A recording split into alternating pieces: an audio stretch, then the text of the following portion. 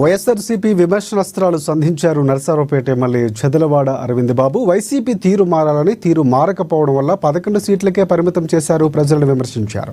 ఈ నేపథ్యంలో YS Jagan గోపిరెడ్డికి MLA Arvind బాబు సవాల్ విసిరారు.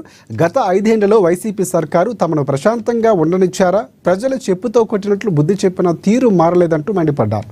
అమరావతికి, పోలవరానికి 3 రాజధానుల పేరిట తల్లికి చెల్లికి వెన్నుపోటు పొడిచింది మీరు కాదా అని ఎద్దేవా చేశారు.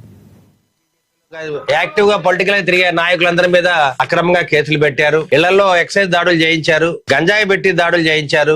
అదే విధంగా ఎంతో మంది నాయకుల మీద మరి పల్నాడులో చూస్తే మాచర్ల ఏరియాలో మరి చాలా మంది మీద దారుణంగా హత్యలు చేయడం జరిగింది. ఒక ప్రజాస్వామ్యాన్ని కాపాడటానికి ఎప్పుడన్నా మరి జగన్మోహన్ రెడ్డి గారు గాని, వాళ్ళ ఎమ్మెల్యేలు గాని, మినిస్టర్లు గాని, వాళ్ళ పార్టీ నాయకులు కూడా ఎప్పుడైనా ప్రయత్నించారా?